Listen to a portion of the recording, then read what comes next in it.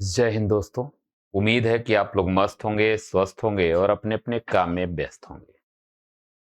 इसके पिछले लेक्चर में हम लोगों ने वर्णमाला पर विचार विमर्श किया था और वर्णमाला का एक पार्ट हमने कल आपको बताया था कि वर्णमाला क्या है, वर्णमाला की परिभाषा क्या है, स्वर व व्यंजन, स्वर व स्वरों का वर्गीकरण बताया गया, व्यंजन व व्यंजनों का वर्गीकरण हो गया। इसके बाद आज जो हम बात करेंगे शब्दकोश, उच्चारण स्थान, अल्प प्राण, महाप्राण, अघोष और सघोष। इन बिंदुओं पर हम आपके साथ चर्चा करने चल रहे हैं कि शब्दकोश क्या है, उच्चारण स्थान क्या है, अल्प प्राण क्या है, अघोष क्या है, सघोष क्या है, महाप्राण क्या है। तो आइए एक बार हम देख लेते हैं। सबसे पहले की हम बात कर लेते हैं प्राणत्व के आधार पर। ठीक है, प्राणत्व चाहे इसी को कह दिया जाता है प्रयत्न।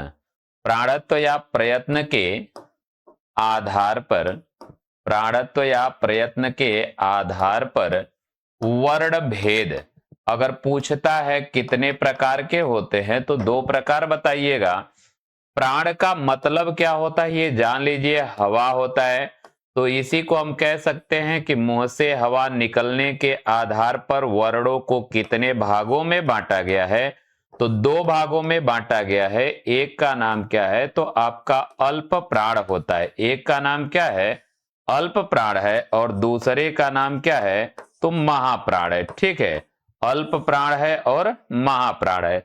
अगर हम अल्प प्राण की बात करें तो अल्प प्राण है क्या, तो अल्प प्राण कहते किसे हैं, तो ऐसे वर्ण जिनके उच्चारण के समय, अल्प माने थोड़ा, प्राण का मतलब मुख होता है, तो ऐसे वर्ण जिनके उच्चारण के समय हमारे मुंह से हवा कम निकलती है, ऐसे वर्णों को हम लोग अल्प प्राण के नाम से जानते हैं। और महा का अर्थ ज्यादा होता है और प्राण का मतलब हवा होता है। तो ऐसे वर्ण जिनके उच्चारण के समय मुंह से हवा ज्यादा निकलती है, ऐसे वर्णों को हम किस नाम से जानते हैं, तो महाप्राण वर्ण के नाम से जाना जाता है। ऐसे वर्णों को हम किस नाम से जानेंगे, तो महाप्राण वर्ण के नाम से जानते हैं। क्लियर हो गया।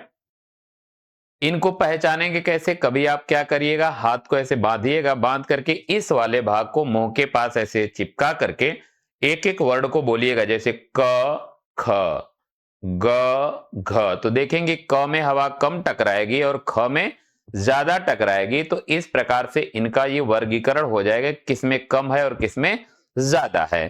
तो किसी भी वर्ग का जो पहला वर्ण होता है और साथ ही साथ जो तीसरा वर्ण होता है, साथ ही साथ किसी भी वर्ग का पांचवा वर्ण होता है, साथ ही साथ जो अंतस्थ होते हैं, अंतस्थ होते हैं, और साथ ही साथ जितने स्वर होते हैं, ठीक है, स्वर होते हैं, तथा द्विगुण व्यंजन में से ड़, इतने वर्णों की गणना किसके अंतर्गत होती है, तो वह अल्प प्राण के अंतर्गत होती है। किसी भी वर्ग का पहला हो गया, तीसरा हो गया, पांचवा, मतलब 135 अंतस्थ स्वर और ड़, ये किसके अंतर्गत आएंगे, अल्प प्राण। अगर देखेंगे तो एक वर्ग में वर्ण कितने होते हैं, पांच होते हैं, इसमें भी पांच होते हैं, इसमें भी पांच होते हैं। जब व्यंजन देखेंगे तो व्यंजन में ये बात बताई गई है। तो पांच पांच 10, पांच 15 ये हो जाएंगे, और अंतस्थ चार हो जाएंगे, 15 4 19, 19 में 11 जोड़ेंगे 30, और 30 के साथ एक जोड़ देंगे तो कितना हो जाएगा, 31 वर्ण हो जाएगा। महाप्राण की तरफ बढ़ेंगे तो किसी भी वर्ग का कौन सा हो जाएगा, तो दूसरा वर्ण हो जाएगा, साथ ही साथ चौथा, दूसरा और चौथा। अंतस्थ इधर हो गया तो बचा क्या, आपका ऊष्म बचा है, और इसके अलावा ढ हो जाएगा। तो अगर इनको आप जोड़ेंगे तो ये पांच यहां से हो जाएंगे, किसी भी वर्ग का दूसरा और चौथा, ये दूसरा हो गया और ये चौथा हो गया। ठीक है, किसी भी वर्ग का दूसरा चौथा, तो पांच पांच 10, 10 4 14, 14 1 15। तो इनको अगर जोड़ेंगे तो ये कितना हो जाएगा, 15 वर्ण हो जाएंगे। ठीक है, ये कितने हो जाएंगे, 15 वर्ण हो जाएंगे। तो अगर पूछा जाए कि इनकी संख्या कितनी है, तो उम्मीद है कि आप बता सकते हैं। ठीक, तो प्राणत्व के आधार पे, चाहे मुख से हवा निकलने के आधार पर वर्णों को कितने भागों में बांटा गया है, तो दो भागों में बांटा गया। एक का नाम अल्प प्राण है और दूसरे का नाम महाप्राण। अल्प माने थोड़ा होता है, प्राण का अर्थ हवा। तो ऐसे वर्ण जिनके उच्चारण के समय मुंह से हवा ज्यादा निकलेगी उन्हें महाप्राण कहिएगा, और जिनमें मुंह से हवा कम निकलेगी उन्हें अल्प प्राण कहिएगा। तो किसी भी वर्ग का पहला, तीसरा, पांचवा, अंतस्थ और सभी स्वर तथा र ड़ ढ की गणना किसमें? अल्प प्राण में। और किसी भी वर्ग का दूसरा हो, चौथा हो, ऊष्म हो चाहे ढ हो, इनकी गणना किसमें होती है? तो महाप्राण के अंतर्गत होती है। आ जाओ अगले पॉइंट पे चलते हैं। तो अगला जो पॉइंट आएगा हमारा वह कहलाता क्या है? तो घोषत्व कहलाता है। क्या कहलाता है? घोषत्व। और घोष का मतलब होता है कंपन, और कंपन को ही हम लोग कह सकते हैं नाद। नाद माने ध्वनि होता है, ठीक है, ध्वनि भी कह सकते हैं। ध्वनि के आधार पर, वर्ण भेद अगर पूछा जाए कितने होते हैं तो ध्यान रखिएगा, दो भेद होते हैं। पहले की अगर बात कर लें दूसरे की, तो पहले का नाम क्या होता है? तो पहले के नाम की अगर बात करेंगे तो अघोष होता है। क्या होता है?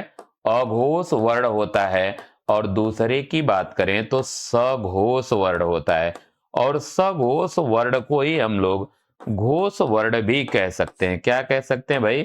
घोष वर्ण भी। सघोष का ही एक नाम क्या हो सकता है? घोष वर्ण। अगर देखेंगे तो अ का मतलब नहीं होता है, घोष मतलब कंपन।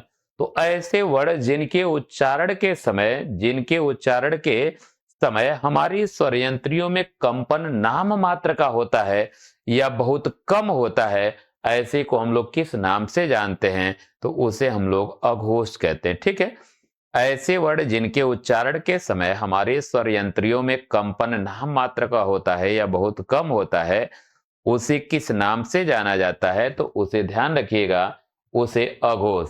और स माने साथ, घोष का मतलब कंपन।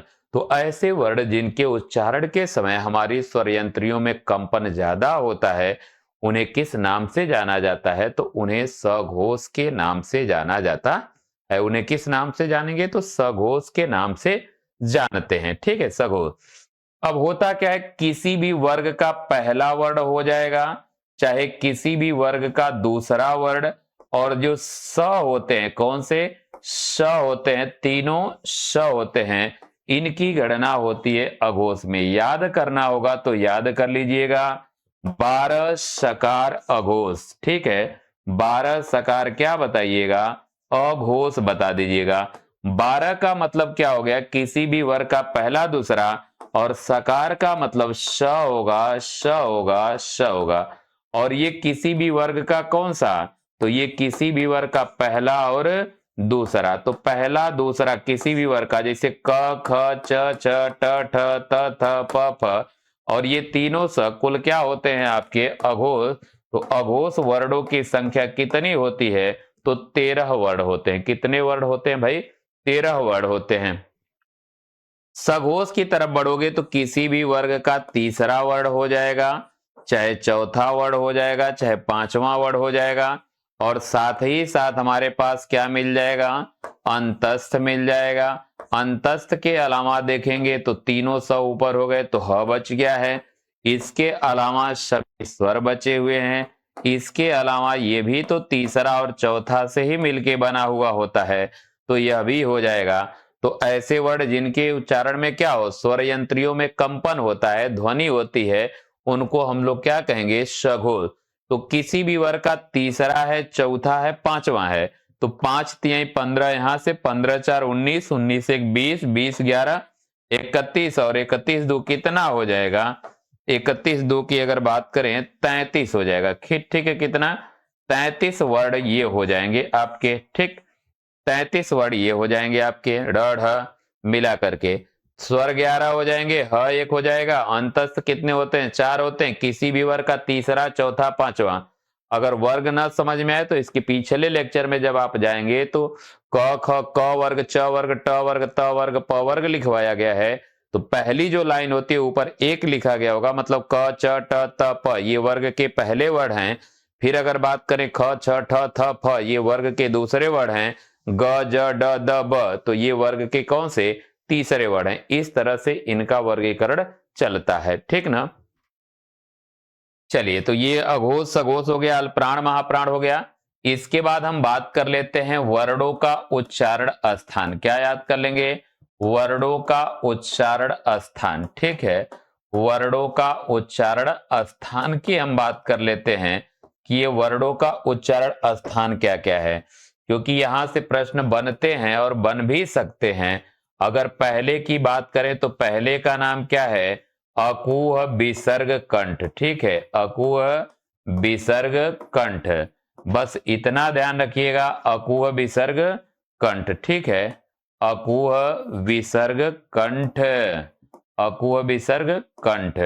दूसरे की बात करें तो दूसरे का नाम क्या बताइएगा, ईचू यशा तालु।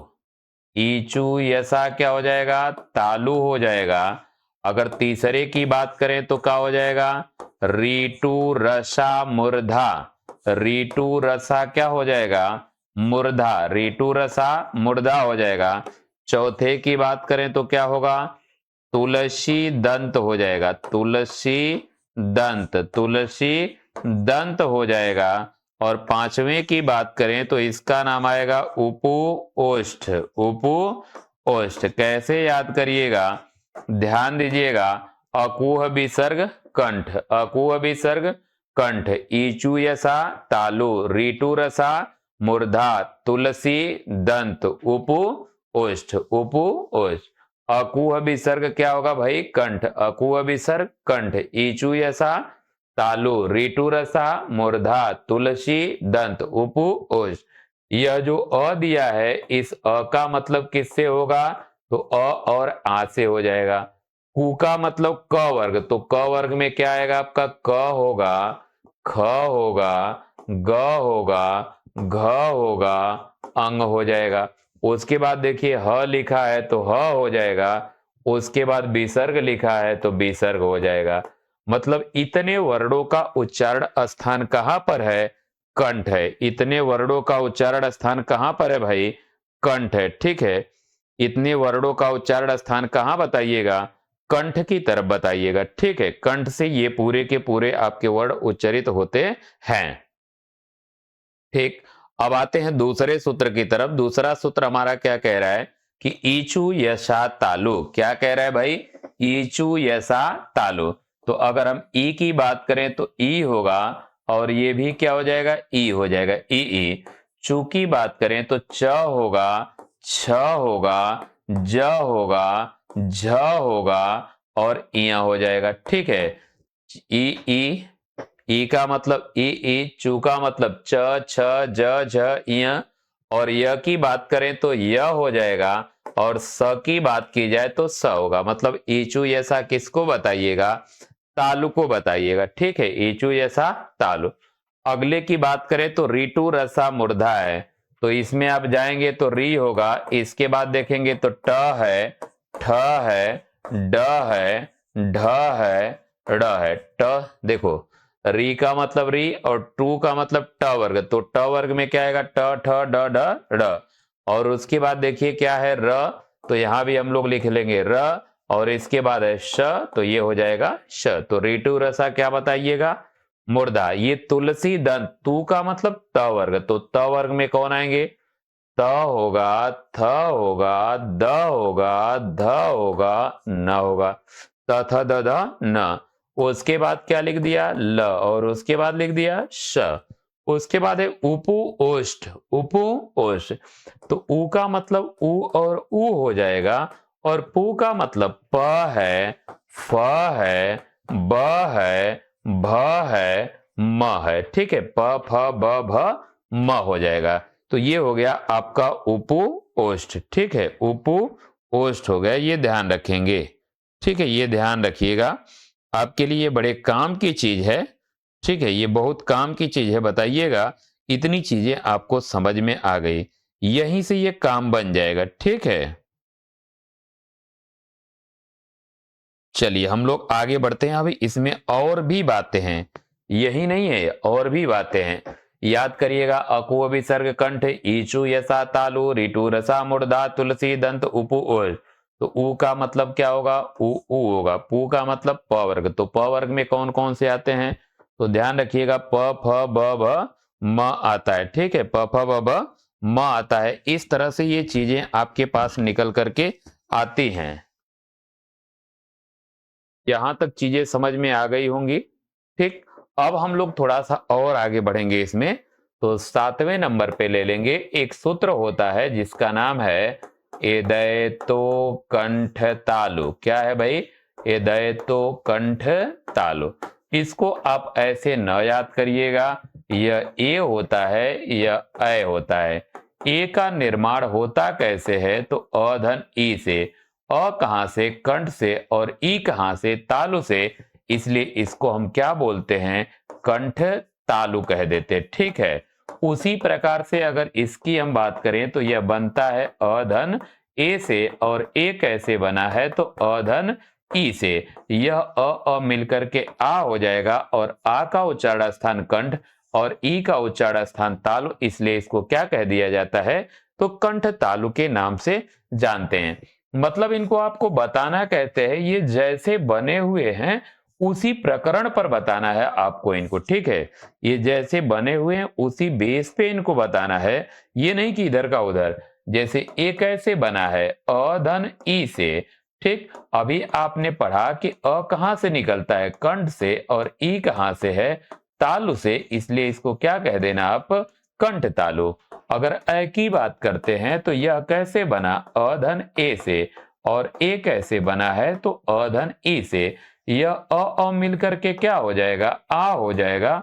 और आ का उच्चारण स्थान कंठ है और ई का उच्चारण स्थान तालु है, तो इसलिए इसको भी हम लोग क्या कहते हैं? कंठ तालु के नाम से जानते हैं। ठीक है, कंठ तालु के नाम से जानते हैं। चलिए आगे बढ़ जाते हैं, अगला पॉइंट देख लेते हैं। 8वें की अगर बात करें तो 8वें का नाम होता है हमारा ओदौतो कंठ। ओदौतो ओदौतो कंठ ओष्ठ। ओदौतो कंठ ओष्ठ। अगर इसमें आप जाएंगे तो ये आपका ओ मिलेगा, और ओ बनेगा कैसे? तो अ धन ओ से। अ कहां से है? कंठ से है। और ऊ कहां से है? ओष्ठ से है। ठीक, तो ये आपका क्या हो जाएगा? दोनों मिला करके इनको क्या बताइएगा? कंठ ओष्ठ बताइएगा। ठीक है, अगर अगले की हम बात करते हैं तो अगला जो पॉइंट हमारा आएगा उसकी अगर हम बात करें तो ये क्या हो जाएगा? ओ के बाद अ हो जाएगा। और अ कैसे बनेगा? तो यह अ धन किससे बनेगा? ओ से। ठीक है, अ धन ओ से। और अ कैसे है? तो अ धन ओ से। ठीक, यह दोनों मिलकर के क्या बनाएंगे? आ बनाएंगे। और आ का उच्चारण स्थान कहां होता है? कंठ होता है। और ऊ का उच्चारण स्थान तालु होता, सॉरी, ऊ का उच्चारण स्थान ओष्ठ होगा। ऊ का उच्चारण स्थान क्या हो जाएगा? ओष्ठ हो जाएगा। तो इसको एक साथ मिलाकर के आप क्या बोलेंगे? कंठ ओष्ठ बोल देंगे। ये जैसे बने हुए हैं उसी प्रकार से बताना है, इधर उधर इनको करके नहीं बताना है। ठीक ना? ये जिस तरह से बने हुए हैं उसी तरह से इनके बारे में आप बता दीजिएगा। कोई बहुत इधर उधर करने की जरूरत नहीं है। ठीक है, कोई भी चीज इधर उधर करने की जरूरत नहीं है। ये जैसे बने हुए हैं उसी प्रकार से आपको बता देना है। ठीक, चलिए बहुत अच्छा भाई, बहुत अच्छा। आगे देखिए 9वें की तरफ अगर बढ़ते हो तो यह होता है क्या? य म अंग र न म। ये कहाँ बताए जाते हैं?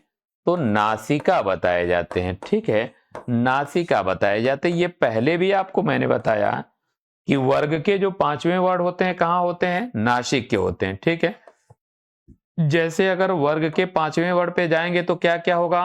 अंगा हो जाएगा, इया हो जाएगा, ड हो जाएगा, न हो जाएगा, म हो जाएगा।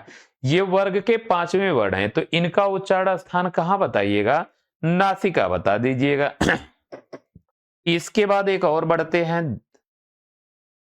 अच्छा, ये छठा होगा, ये 7वां होगा, ये 8वां होगा, और ये 9वां होगा। 9वां में क्या होता है? वकारस्य।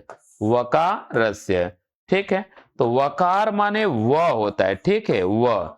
तो वकारस्य का उच्चारण स्थान कहां होता है? तो दंतोष्ठ बोलते हैं। मतलब पूछे कि व का उच्चारण स्थान कहां पर है, तो दंतोष्ठ बताइएगा। 10वें की अगर बात करते हैं तो ये कौन से होते हैं? सरल जन होते हैं। सरल जन। ये किस भाग से होते हैं?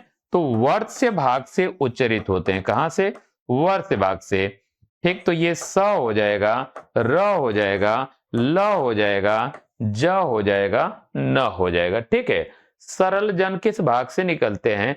तो वर्ष भाग से निकलते हैं। ठीक, इसमें अगर प्रियरिटी देना रहे वर्ग को लेकर के और तो पहली प्रियरिटी किसको दीजिएगा? नासिका को। फिर ये जहां से आएंगे, जैसे अंग है ये आपका कंठ से भी निकलेगा और नासिका से, तो प्रियरिटी किसको दीजिएगा आप? पहले नासिका को। अगर एक साथ आते हैं तो, अगर अलग अलग हैं तो फिर सवाल ही खत्म हो जाता है पूछने का इसमें, लेकिन अगर एक साथ आते हैं तो ऐसे आपको करना रहेगा। इसके बाद हम आगे बढ़ेंगे और अपने अगले पॉइंट पे बढ़ेंगे। तो अगला जो नाम हमारा आएगा वह नाम क्या होगा? शब्दकोश होगा। ठीक, शब्दकोश। इनको हम लोग देख लेते हैं कि शब्दकोश के फैक्ट क्या क्या हैं। आइए सबसे पहले तो अ है, फिर अ है, फिर अ है। ठीक, ये अनुस्वार होता है, ये चंद्रबिंदु होता है और ये विसर्ग होता है। इसके बाद अगर हम बढ़ेंगे तो आगे फिर हमारा अ आएगा, फिर आ आएगा और इसके बाद ई है, फिर ई है, फिर ऊ है, फिर ऊ है और इसके बाद क्या है? री है, फिर ए है, फिर ऐ है, फिर ओ है और फिर कौन सा है? औ है। ठीक, ये चीजें होती हैं, ये स्वरों का क्रम होता है हमारा। अ आ इ ई उ ऊ री ए ऐ ओ औ। इसके बाद आगे की तरफ आप बढ़ेंगे तो अगला पॉइंट क्या आएगा? ध्यान दीजिएगा। सबसे पहले तो हमारा क आएगा, क के बाद ख आएगा, ख के बाद ग आएगा, ग के बाद घ आएगा, घ के बाद अंग आएगा, इसके बाद च होगा, च के बाद छ होगा, फिर ज होगा, इसके बाद झ होगा, इसके बाद य होगा, फिर ट होगा, ठ होगा, ड होगा। ठीक है, ट ठ ड। इसके बाद देखेंगे तो ढ होगा, इसके बाद ड होगा, ट ठ ड ढ ड। इसके बाद देखेंगे त होगा, थ होगा, द होगा, ध होगा, न होगा, त थ द ध न होगा। इसके बाद प होगा। इधर थोड़ी सी चूक हुई है, इसको फिर से लिख देता हूं। त होगा, ह होगा, द होगा, ध होगा, न होगा, त थ द ध न।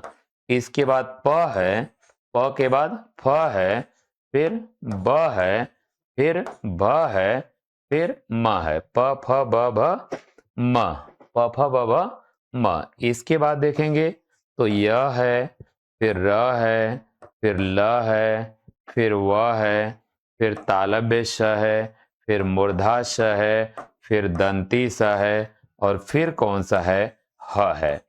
इसके अलावा 3-4 बातें और बच रही हैं। आपको याद होगी एक बात, मैंने कहा था डिक्शनरी पढ़ाने से पहले जब छत्र ज के बारे में पढ़ा रहा था कि शब्दकोश में क के बाद कौन आता है? छ आता है। त के बाद कौन आता है? त्र आता है। स के बाद कौन आता है? स्र आता है। और ज के बाद कौन आता है? ज्य आता है। ठीक है, ज के बाद ज्य आता है। तो इनके लिए एक फैक्ट बड़े काम का होता है कि ये जितने भी व्यंजन होते हैं, जितने भी व्यंजन होंगे सभी के सभी हलंत युक्त होंगे, कोई बिना हलंत का नहीं रहना चाहिए। ठीक है, ये जितने भी होंगे टोटल आपको क्या करना होगा? इनमें हलंत का प्रयोग करना होगा। ठीक है, इनमें क्या करना होगा भाई? इनमें सभी लोगों को हलंत का प्रयोग करना होगा। ठीक ना? देखिए क, ये पूरे के पूरे आपके व्यंजन हलंत युक्त रहेंगे और क के बाद हिंदी के शब्दकोश में छ आएगा, त के बाद कौन आएगा? त्र आएगा, ज के बाद कौन आएगा? ज्य आएगा और स के बाद कौन आएगा? श्र आएगा। ये कहां पे आएंगे? तो हिंदी की डिक्शनरी में आते हैं। अगर आपसे पूछा जाए कि हिंदी की डिक्शनरी में अंतिम में कौन आता है, ठीक है, हिंदी में अंतिम में कौन आता है, तो ध्यान रखिएगा। ठीक है, चलिए बहुत अच्छा भाई। अंतिम में कौन आता है हिंदी की डिक्शनरी में? तो अंतिम में ह है।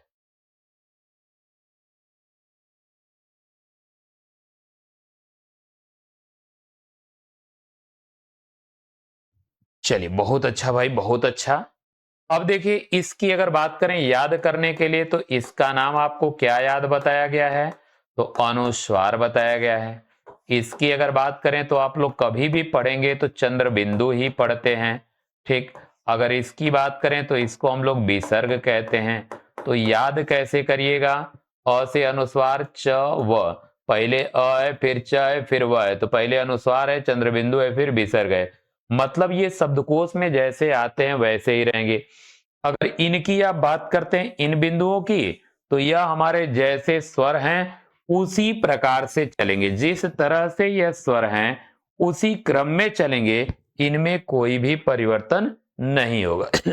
ठीक है, इनमें कोई भी परिवर्तन नहीं होगा। ठीक, अ है, आ है, ई उ री ए ऐ ओ औ, ये स्वरों का जैसा क्रम है वैसा ही रहेगा। उधर अ है फिर च है फिर व है, तो अ से अनुस्वार पहले रखा जाएगा, च से चंद्रबिंदु उसके बाद रखा जाएगा और विसर्ग उसके बाद रखा जाएगा। और ये हिंदी की डिक्शनरी में जैसे आते, पूछा जाता है कि क के बाद कौन आता है, तो किसको बताइएगा? क के बाद छ आता है। क के बाद कौन आएगा भाई? छ आएगा, ये आपको बताना पड़ेगा। त के बाद कौन आएगा? तो कभी भी अगर आपसे पूछा जाए तो ध्यान रखेंगे त के बाद कौन आता है? त्र। ठीक है, चलिए त के बाद कौन आएगा? त्र आता है। और ज के बाद कौन आता है? ज्य आता है। ठीक है, ज के बाद कौन आता है? ज्य आता है। ठीक ना? ये उम्मीद है कि आपको इतनी चीजें समझ में आ गई होंगी। ठीक, चलिए कोई दिक्कत यहां तक समझने में बुझने में? तो उम्मीद है कि यहां तक हम लोगों को चीजों को समझने बुझने में कोई परेशानी नहीं है। ठीक ना? हमें आपको यहां तक समझने बुझने में कोई भी परेशानी नहीं है, कोई भी दिक्कत नहीं है। चलिए आइए आगे बढ़ते हैं, कुछ उदाहरणों को देख लेते हैं, कुछ एग्जाम्पल को देख लेते हैं। जैसे के रूप में मान लीजिए हमने एक उदाहरण लिख दिया, अनुवाद। एक उदाहरण हमने लिख दिया, अन्वय। एक उदाहरण हमने लिख दिया, अनिवार्य। एक उदाहरण हमने लिख दिया,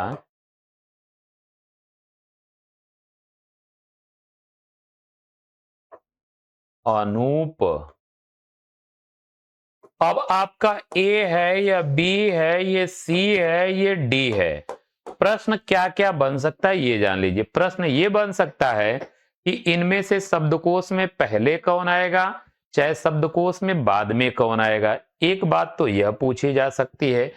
उसके अलावा अगर दूसरी की बात करें तो ये पूछा जा सकता है आपसे कि कौन किसके पहले है, चाहे कौन किसके बाद है। ये भी पूछा जा सकता है कि आरोही और अवरोही क्रम को बताइए, कि इनका आरोही क्रम है, इनका अवरोही कौन सा क्रम है। इसी बात को आपको यहां बताना होगा। ऐसे भी पूछा जा सकता। तो आइए इसमें हम आपको प्रश्न कर देते हैं कि तीसरा ज्ञात कीजिए। ठीक ना? इसमें कौन सा तीसरा ज्ञात करना है? तो देखिए तीसरा ज्ञात करने से पहले आपको क्या करना होगा कि इनका आपको वर्णिक विच्छेद करना होगा। मतलब स्वर को अलग करना होगा और व्यंजन को अलग करना होगा। जैसे अनुवाद है तो यह पहले क्या हो जाएगा? अ हो जाएगा, ये स्वर हो गया। और नु कैसे बना है? आधा न है और उ है। और वा कैसे बना है? आधा व है और इसी में आ है, अनुवा। और इसके बाद द है और द में क्या लगा हुआ है भाई? अ लगा हुआ है। तो ये क्या शब्द बन गया? अनुवाद शब्द का निर्माण हो गया। अगर अन्वय शब्द की बात करें तो यह अ है और इसके बाद क्या है? न है। और इसके बाद क्या है? व है। और व के साथ क्या है? अ है। और इसके बाद यह है और यह के साथ क्या है? अ है। तो ये शब्द क्या बना आपका? अन्वय शब्द निर्मित होगा। यह क्या बन गया आपका? अन्वय शब्द का निर्माण हो गया। इसको हम क्या कहेंगे भाई? अन्वय शब्द का निर्माण हो गया इस तरह से। अब इसको अनिवार्य को तोड़ेंगे तो यह अ होगा और न में क्या लगा हुआ है? आप देख रहे हैं कि ई लगा हुआ है, अनि। और इसके बाद व है और व के साथ आ है, अनिवा। और ये जो र लगा है हमेशा उससे पहले होगा, तो ये आधा र होगा, फिर य होगा और इसके बाद क्या होगा, अ। तो ये शब्द आपका क्या बना, अनिवार्य शब्द का निर्माण हो गया। इसके बाद अगर देखेंगे तो यह आपका अ होगा और इसके बाद न है और न पर क्या है, तो बड़ा ऊ देख रहे हैं और इसके बाद प है और प में क्या है, अ है। तो ये तो सामान्य तरीका है, जब चीजें समझ में आ जाएंगी तो आप इनको डायरेक्ट भी कर सकते हो। तो सबसे पहले इसको काटेंगे, जो कॉमन चीजें होंगी, जैसे अ कॉमन था कट गया, न सब में कॉमन है तो ये भी कट जाएगा। अब यहाँ स्वर है, यहाँ व्यंजन है, यहाँ स्वर है, यहाँ व्यंजन है। अब 3 जगह स्वर है, 1 जगह व्यंजन है।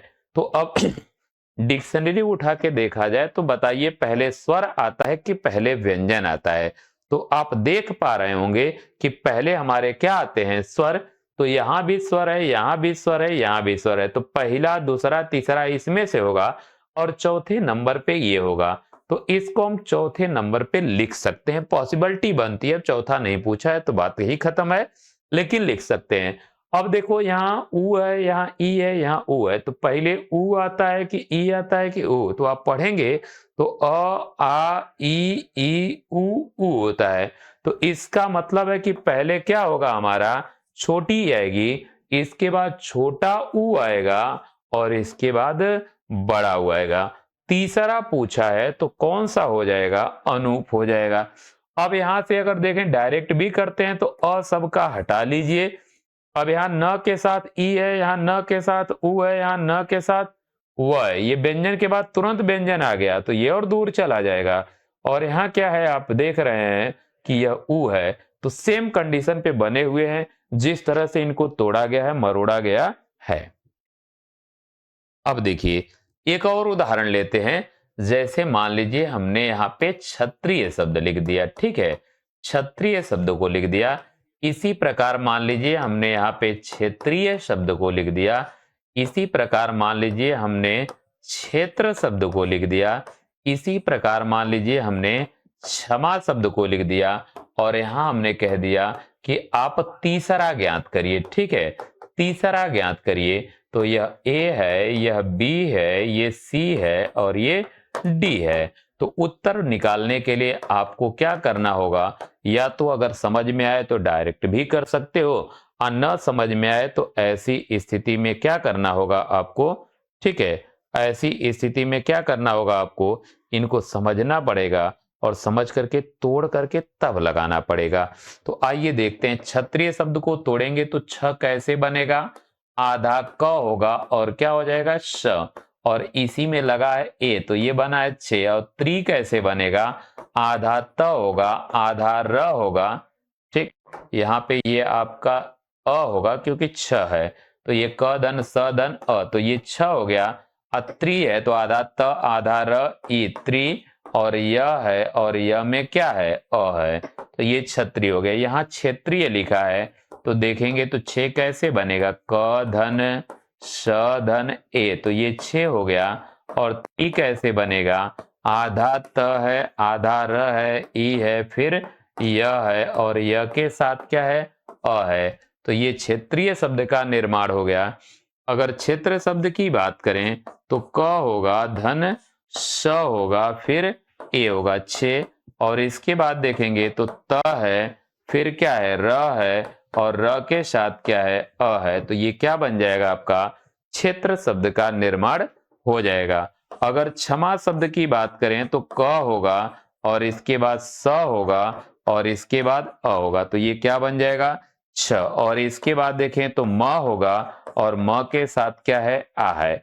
अब जो चीजें आपकी कॉमन दी गई है उनको क्या कर लीजिए, हटा लीजिए। जितनी भी कॉमन चीजें हैं, जैसे क क क क कॉमन था, हट जाएगा। स स स कॉमन था, हट जाएगा। अब 2 जगह अ है, 2 जगह ए है। तो अ पहले आता है कि ए आता है, तो अ यहाँ भी है, यहाँ भी। ये पहला दूसरा इसमें से है, तीसरा चौथा इसमें से है। यहाँ त है, यहाँ म है, तो त थ द ध न होता है तब न प फ ब भ म होता है। तो इसका मतलब है कि ये पहले पे होगा और ये दूसरे पे हो जाएगा। अब यहाँ ए है, यहाँ ए है, यहाँ त है, यहाँ त है, यहाँ र है, यहाँ र है, यहाँ ई है, यहाँ अ है। तो बताओ पहले अ आएगा कि ई आएगा। तो 1 2 हो गया है, तो ये तीसरा हो जाएगा और ये चौथा हो जाएगा। तो इसका मतलब होगा कि जो क्षेत्र शब्द है यह हमारा शब्दकोश में तीसरे स्थान पर आएगा। ये किस स्थान पर आएगा? तो ये हमारा शब्दकोश में तीसरे स्थान पर आ जाएगा। समझ में आया? ये किस स्थान पे आएगा? तीसरे स्थान पे आएगा। एक आध दो और देख लेते हैं।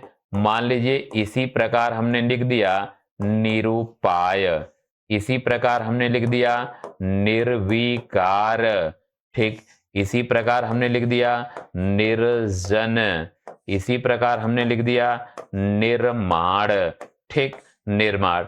अब कह दिया यह ए है, ये बी है, सी है, डी है। इसमें कह दिया कि शब्दकोश में सबसे पहले नंबर पे कौन आएगा, या पहला ज्ञात कीजिए। तो क्या करना पड़ेगा आपको? या तो शुरू में ही सबको तोड़ डालो, खटाखट निकाल लो डायरेक्ट भी, और नहीं तो जिनको न आ रहा हो वे लोग क्या करेंगे, इनका सबसे पहले खंडन करना सीखेंगे। ठीक है, सबसे पहले क्या करिएगा? खंडन करिएगा। यदि खंडन करते हैं तो ये क्या बनेगा? न धन ई, तो ये बन गया नी, ठीक। और ये र है, और र में क्या है? छोटा वो है रू, और इसके बाद प है, प में क्या लगा है? आ, और इसके बाद य, और य के साथ क्या है? अ। तो ये हो गया निरूपाय।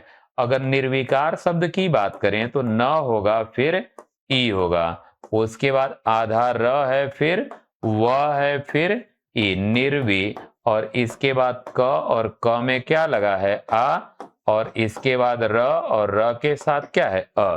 तो ये हो जाएगा निर्विकार।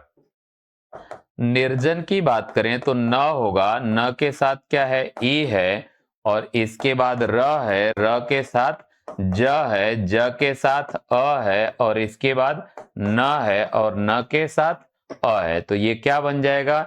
निर्जन शब्द का निर्माण हो जाएगा। ये क्या बन जाएगा भाई?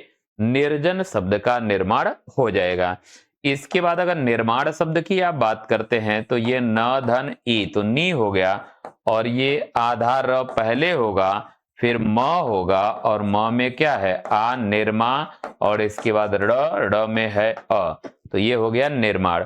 अब जितनी कॉमन चीजें हैं इनको क्या करिए, आप आसानी से हटा दीजिए। तो जैसे न न न न हट जाएगा, ई ई ई ई हट जाएगा, अब र र र र हट जाएगा, यहाँ म है, यहाँ ज है, यहाँ व है, यहाँ ऊ है। तो ये बताओ पहले स्वर आता है कि व्यंजन? तो आप देख रहे हैं यहाँ भी व्यंजन है, यहाँ भी व्यंजन है, यहाँ व्यंजन है, लेकिन यहाँ पर क्या है? स्वर है। तो इसका मतलब है कि हिंदी की डिक्शनरी में ये पहले आएगा, ठीक। अब देखो यहाँ व है, यहाँ ज है, यहाँ म है, तो इन तीनों में पहले कौन आएगा? तो च छ ज पहले आएगा, तो ये दूसरे पे हो गया। अब यर लव, ये स्पर्श से बाहर है या स्पर्श के अंदर है? तो ये पहले आएगा और ये बाद में। इसका मतलब है ये तीसरे पे होगा, और ये कहाँ पे हो जाएगा? आपका चौथे स्थान पर हो जाएगा। उम्मीद है आपको कि ये चीजें समझ में आ रही होंगी।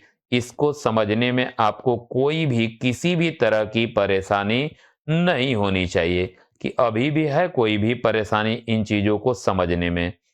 अगर किसी को भी समझने में दिक्कत होती है तो बिल्कुल आप बेहिचक पूछ सकते हैं, पूछने में कोई भी दिक्कत नहीं है, ठीक है। पूछने में कोई भी दिक्कत नहीं है, आप जैसे चाहें वैसे पूछ सकते हैं, ठीक है। चलिए आइए थोड़ा सा अब हट करके कुछ बिंदुओं पर हम आपके साथ चर्चा कर लें। देखिए ध्यान से चीजों को समझने का प्रयास करिएगा। यह होती है एक सिरोरेखा, और एक रेखा होती है, इसका नाम होता है खड़ी पाई, ठीक। एक का नाम सिरोरेखा है और एक का नाम क्या है? खड़ी पाई। ये खड़ी पाई के नीचे एक बिंदु हमने लगाया, एक ऊपर लगाया, एक दाएं लगाएंगे, तो एक क्या करेंगे? बाएं लगा देंगे, ठीक है। इस तरह से सबसे पहले इनके हम नामांकन की प्रक्रिया को जानते हैं कि इनके नामांकन की प्रक्रिया क्या है। सबसे पहले तो इस रेखा के बारे में जान लो कि इस रेखा का नाम क्या होता है? सिरोरेखा होता है, ठीक है। और इस रेखा की अगर बात करेंगे तो इस रेखा का नाम खड़ी पाई होता है। क्या होता है भाई? खड़ी पाई होता है। अगर इसकी आप बात करेंगे, इस बिंदु का नाम क्या होता है? तो नुक्ता होता है। और नुक्ता का प्रयोग होता कहाँ है? तो विदेशी भाषा में होता है, ठीक है, विदेशी।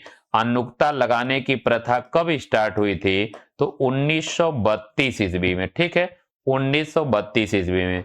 विदेशी में भी जाएंगे तो ये किस प्रकार के शब्द को निर्मित करेंगे?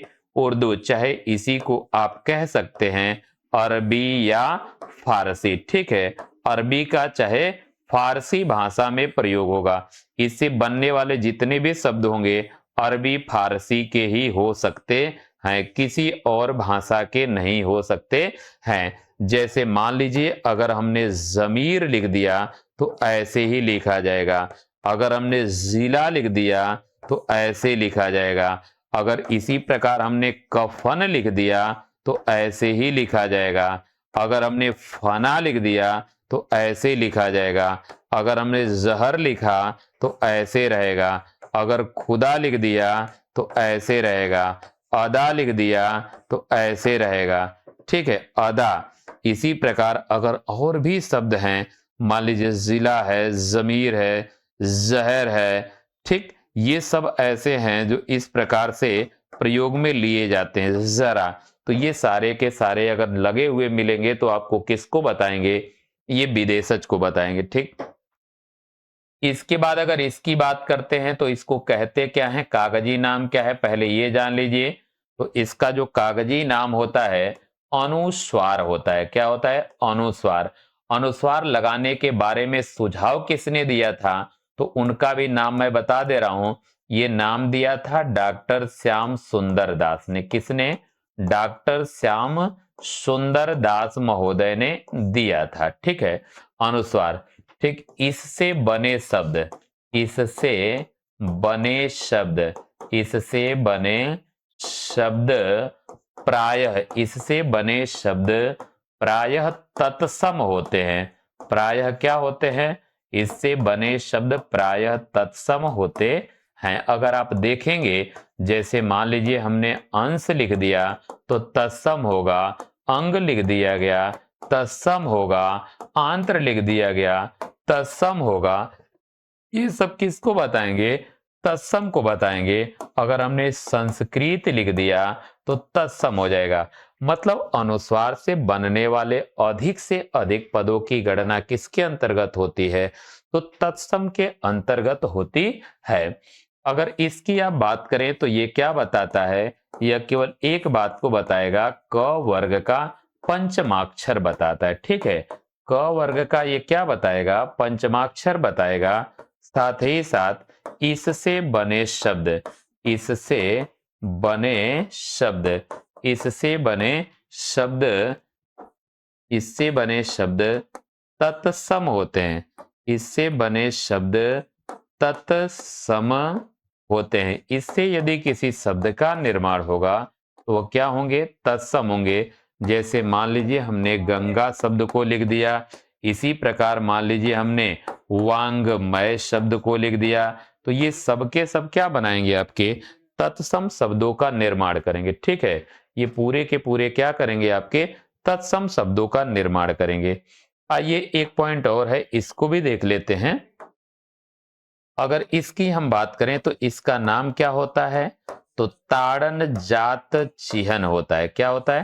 ताड़न जात चिहन कहते हैं। ठीक, अगर हम जन्म की बात कर लें तो जन्म कब हुआ था? तो यह 1000 ईस्वी बता लेना, चाहे इसी को आप 10वीं शताब्दी भी कह सकते हो। ठीक है, 10वीं शताब्दी के नाम से भी जान सकते हो। ठीक है, 10वीं शताब्दी के नाम से भी जानते हैं। 10वीं शताब्दी, ये बताया किसने था? तो डॉक्टर राम कुमार वर्मा ने। किसने बताया था? तो डॉक्टर राम कुमार वर्मा ने ये बात बताई थी। ठीक है, डॉक्टर राम कुमार वर्मा ने ये बात बताई थी। अब इसके बाद अगर हम बात करेंगे, डॉक्टर राम कुमार वर्मा हो गए, जन्म 1000 ईस्वी या 10वीं शताब्दी, ये हो गया आपका ताड़नजात चिहन हो गया। ठीक, ताड़नजात चिहन। प्रयोग की बात कर लेते हैं। प्रयोग, ठीक, प्रयोग। इनसे बने शब्द, इनसे बने शब्द, इनसे बने शब्द तद्भव होते हैं। इनसे बने शब्द तद्भव होते हैं। इनसे बना हुआ शब्द क्या कहलाएगा भाई? तद्भव कहलाएगा। अगर इसमें जाएंगे, जैसे कभी लिखना होगा, घड़ा लिख दीजिएगा, कपड़ा लिख दीजिएगा, मकड़ी लिख दीजिएगा, घड़ियाल लिख दीजिएगा, घड़ियाल लिख दीजिएगा, ठीक है, लकड़ी लिख दीजिएगा, लकड़ी लिख सकते हैं, घोड़ा लिख सकते हैं। ठीक, जितने भी पदों को आप लिखेंगे और नीचे ऐसा अगर बिंदु लगा हुआ मिलेगा तो ये जान लीजिएगा कि ये शब्द किसको बताएंगे? तद्भव को प्रकट करते हैं। ठीक है, इनसे बनने वाले जितने भी पद रहेंगे टोटल किस श्रेणी के अंतर्गत रखे जाएंगे? तो ये तद्भव के अंतर्गत रखे जाते हैं। ठीक, तो ये चीजें हमको उम्मीद है कि पूरी तरह से आपको समाप्त हो गई हैं। एक आध पॉइंट और बता देता हूं, ध्यान रखेंगे। अगर कोई वर्ड खड़ी पाई के पहले समाप्त होता है, ठीक है, कोई वर्ड खड़ी पाई के पहले समाप्त होता है और कोई बाद में, तो जो खड़ी पाई के पहले समाप्त होंगे मतलब इस नियम पे, तो इनकी क्या करिएगा? खड़ी पाई हटा देंगे, खड़ी पाई हटा देंगे। ठीक है, इनकी खड़ी पाई क्या करेंगे? हटा देंगे।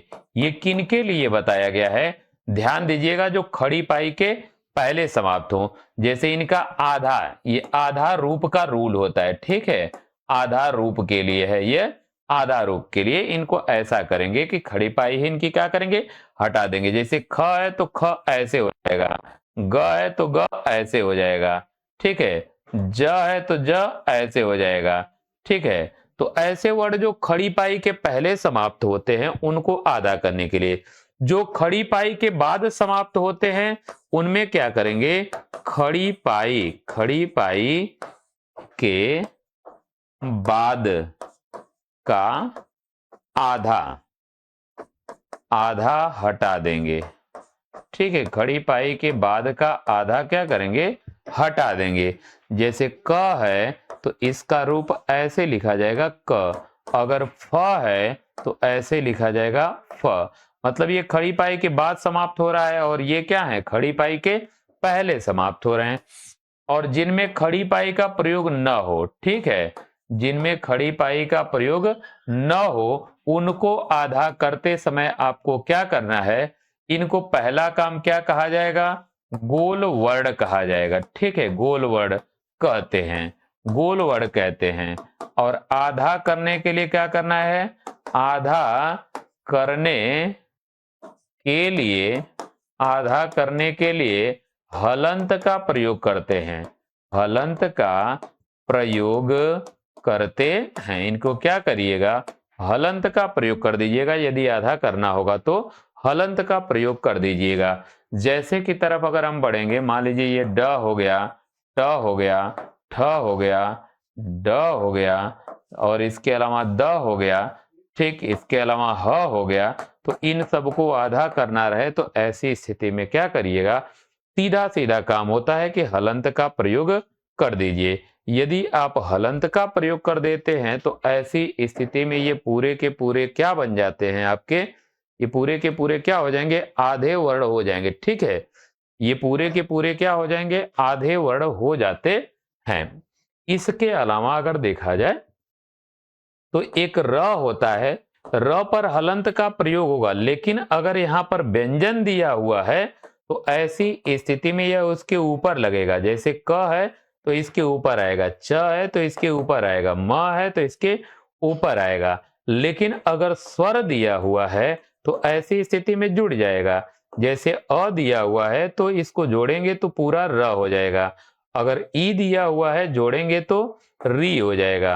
अगर ऊ दिया हुआ है, मान लीजिए ऊ दिया हुआ है तो इसको जोड़ेंगे तो रू हो जाएगा। ठीक है, इसको जोड़ेंगे तो रू हो जाएगा। ये ध्यान रखिएगा।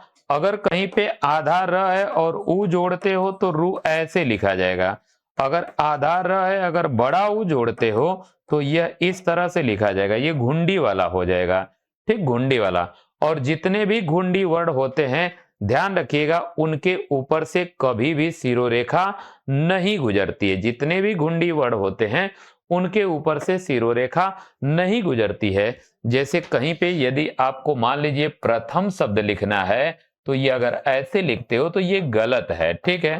शुद्ध क्या होगा, ये प्र होगा, थ होगा और म। तो ये जो ऊपर घुंडी है इसके ऊपर से सिरोरेखा नहीं जाएगी। अगर इसी तरह से आपने अध्याय लिख दिया तो अ होगा और अध्याय, यहां भी वही बात ध्यान रखी जाएगी। अगर विशाल लिखते हो, अध्याय लिखते हो, तो ये सब चीजों पे आपको ध्यान रखना होगा। अब अपनी तरफ से वर्णमाला के पूरे कार्य समाप्त हो चुके हैं। ठीक, अब इसके बाद अगले लेक्चर में अगला टॉपिक रहेगा। आज के लिए बस इतना ही। सभी लोगों को जय हिंद, नमस्कार।